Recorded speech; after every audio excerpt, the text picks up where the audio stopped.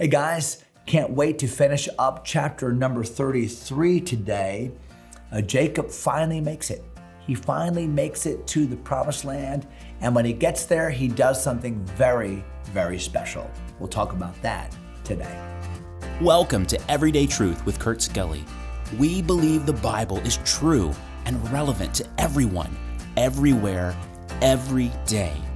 If today's conversation is a help to you, take a moment to leave a review or share it with a friend. Thanks for listening. Now, let's join Kurt for today's episode.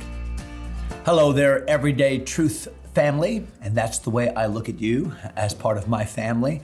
I know that some of you are just joining and just began listening. I've talked to a couple that just began listening, and so thank you for tuning in, and I hope that this is a blessing to you.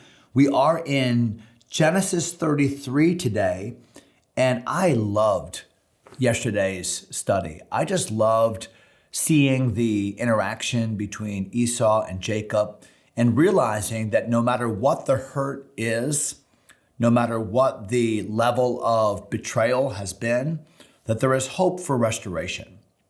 And maybe I'm talking to a married couple today, or maybe I'm talking to somebody that used to have that best friend and you're feeling as if things will never, ever be patched up.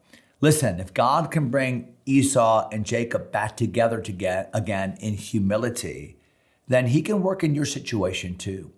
And you can't control other people, but you can respond to the grace of God in your own life. And both of these men separately gave the overture that God, you've been good to me, you've given me enough, I'm not going to expect anything of the other. And in that spirit of non-expectation, God gave them a restored relationship. And it's wonderful. We're in verse number 12 of that same chapter, chapter 33. And he said, "Let us take our journey and let us go, and I will go before thee." So Esau and Jacob now are making plans to go. And Esau's recommendation is, hey, let's travel together. I'm with you. I've got the 400 men. You have a big entourage yourself, and let's go. But watch verse number 13. And he said unto him, "My Lord," so still Jacob is speaking in this respectful tone. He's still adopting a spirit of submission to his brother. And he says, "My Lord knoweth that the children are tender," in other words, young, "and the flocks and herds with young are with me." So that Esau, of course, knows that. "And if men should overdrive them one day, all the flock will die." So Esau, you're traveling with these men. I'm traveling with young children and young animals. And if we travel together, that's going to put undue pressure on my group.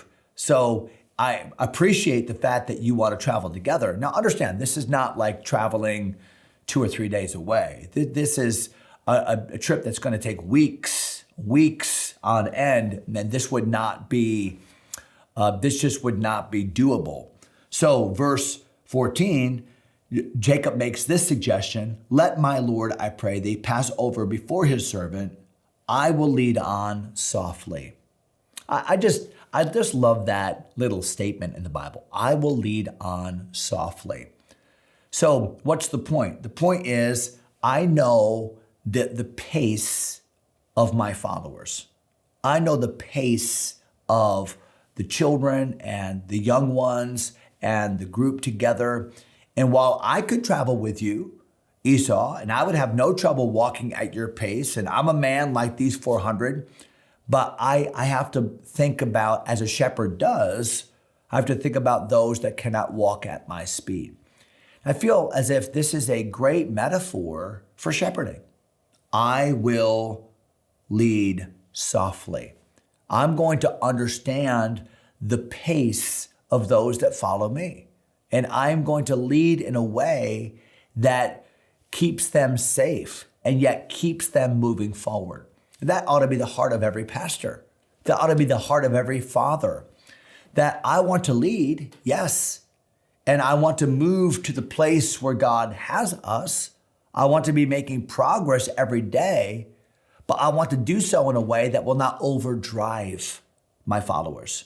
I want to do so in a way that will not cause them to faint along the way. So there's a measure of understanding who I'm leading. There's a measure of intuition on that. So I will lead on softly, according as the cattle that goeth before me, and the children be able to endure until I come unto my Lord, unto Seir. Seir would be an old word for Edom. So yes, and I think it's interesting too that he doesn't call it Edom. Why? Because I don't think it was named that anyway yet, but either way, Edom was kind of a pejorative term that referred back to Esau's choice of the red soup over the birthright. So Jacob doesn't call it Edom, he calls it Seir. And Esau said, let me now leave with thee some of the folk that are with me. And he said, what needeth it? Let me find grace in the sight of my Lord. So Esau returned that day on his way unto Seir. So Esau agrees, and Esau is like, hey, what can I do to help you? And in essence, Jacob is saying, what can I do to help you? I mean, they have this mutual giving spirit. They're no longer in a position where they're trying to take from each other. Remember, Jacob was trying to take that birthright, trying to take that blessing. And then Esau wanted to take that life from Jacob. I'll get even was their mantra. And yet, there's no more scorekeeping. All there is a mutual spirit of giving from each one of them. I have enough, I want to give to.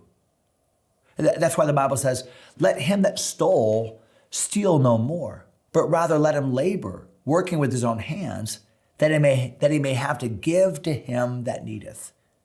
So that's in Ephesians 4, where it says, when we put on the new man, when we walk in the Spirit, then one of the things that we'll do is we will no longer be people that want to use relationships for our benefit.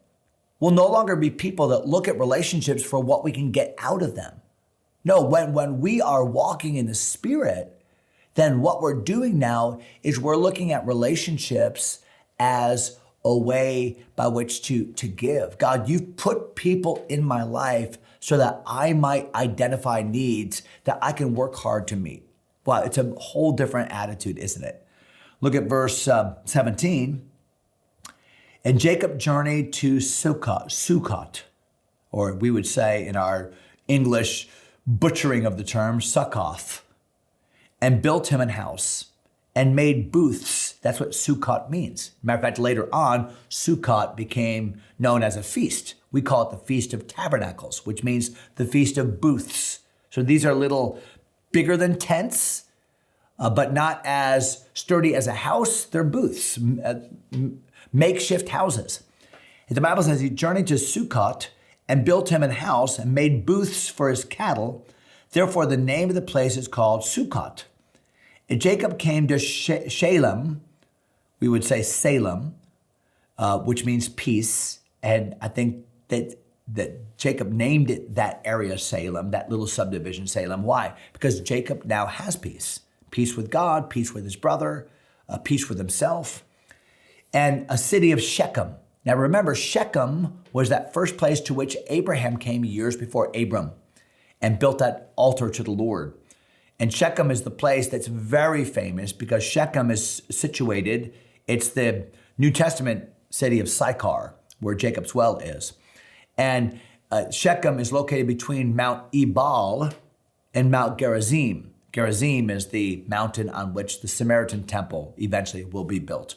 But remember, it is Ebal and Gerizim that when Joshua comes years later and leads the people in the conquest, he puts half of the people on Ebal and half the people on Gerizim, and Shechem is in the middle, in the valley, and they rehearse the blessings and cursings. So this is a very significant spot in the Promised Land, and it's the first stop that Jacob's making now in the land that God has promised him. The all journey long, he's been coming, but now he comes into the land, just like his grandfather did so many years before. And it says that he came from Padan Aram, he pitched his tent before the city, and he bought a parcel of a field. Interesting. So The land is his by rights. The land is his by God's promise, and yet he buys land. So it's his really twice over. It's his by promise, and it is his by purchase. And it says he bought a parcel of land where he had spread his tent at the hand of the children of Hamor, Shechem's father, for 100 pieces of money, and he erected there an altar. So just like Grandpa, years before, what does Jacob do first? What is the initial activity of Jacob in the land? He built an altar. An altar is a way by which to communicate with God. And he built an altar, and watch what he calls it. He called it El Elohe Israel. El Elohe Israel. God, the God of Israel. I love that. So this is the first time that Jacob is calling something after his new name, Israel, God, the God of Israel. So it's interesting, before he introduces his new name, he makes sure he puts God's name, God. And then he says, the God of Israel. So where's the emphasis in the worship? The emphasis is upon God. But what's the implication? The implication is, I'm worshiping because I belong to God. God, my God. That's what he's saying. God, the God of Israel. God, my God. And I feel like that's an important distinction for you to make and for me to make when we worship. We're not just worshiping God. Yes, the God that made the worlds. Yes, the God of creation. Yes, the God of our church and our whatever, God. But it's not just the God. He's my God. So why don't you build an altar today? No, not out of stones or out of bricks, not something physical.